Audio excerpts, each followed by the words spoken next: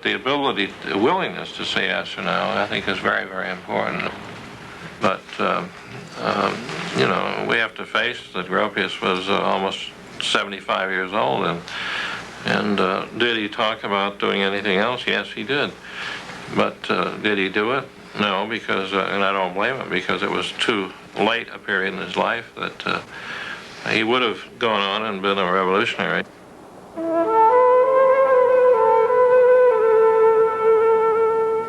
It has often been said that the Bauhaus victory happened in this country and then there wasn't any victory there. I think that's a fair summation. We used to cut everything down in order to build these little glass boxes with no tops. And we never looked at what we were cutting down. Well, the preservation movement wouldn't let us cross the street with that kind of stuff anymore. Blame the developers. Developers were the first, really, to catch on to our propaganda. We won all for the wrong reasons. It wasn't the great aesthetic that won. What it was the cheapening that won.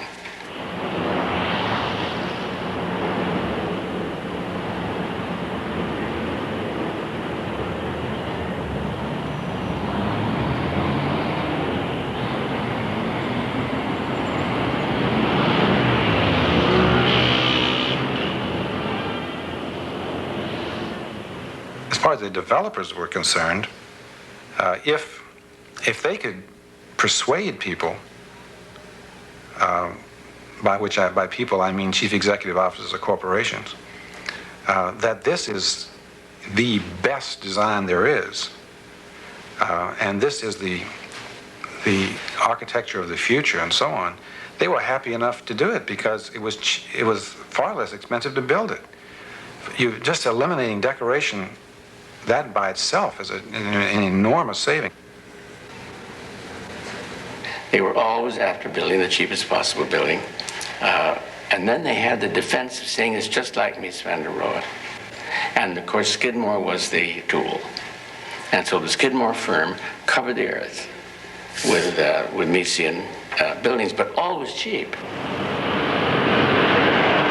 Inner city was destroyed by the economics of it, but it was made respectable. It was made respectable because the late modernist movement depended for its architecture on isolated objects, on making buildings standing free. It became a stylistic device.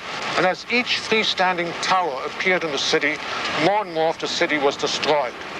Mies had triumphed. He always, by the way, thought of architecture as a war. I remember once having heard that he said to somebody, we must build for the government. If we build for the government, we get their franchise, and then we will have won the war of modern architecture.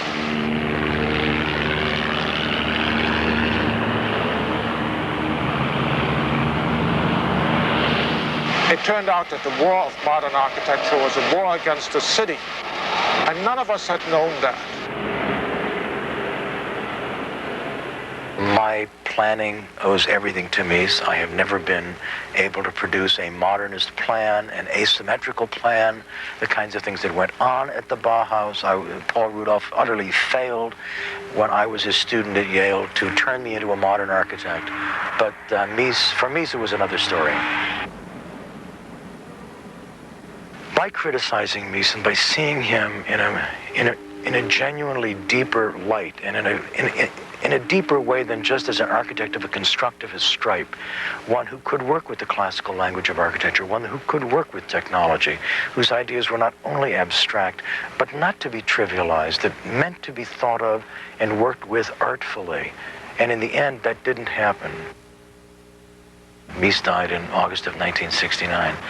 And for me, it's all rather poignant and a fin de siècle of a person coming here, having had the Bauhaus close the school that he was the last director of that school, only to come to America to find at the very end that he was a success and then a failure, the failure being he was able to be copied and used by capitalism. And I find that frankly quite touching. And I would only say that on the one hand,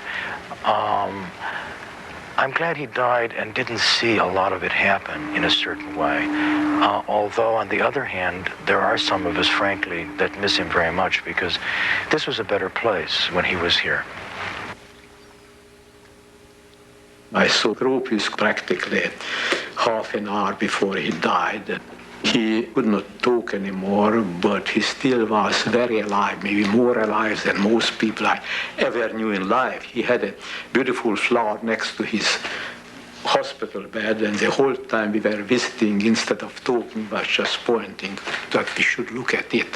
And I keep it as one of my life-guiding memory, because it has such a moving spirit. The man knew that he is taking farewell from this incarnation, but still had more respect for what was beautiful than what was eroded or corroded in his own life. To tell you the honest truth, I don't care about the future of American architecture. It doesn't really concern me. I've been in very few buildings that were so bad that I felt oppressed.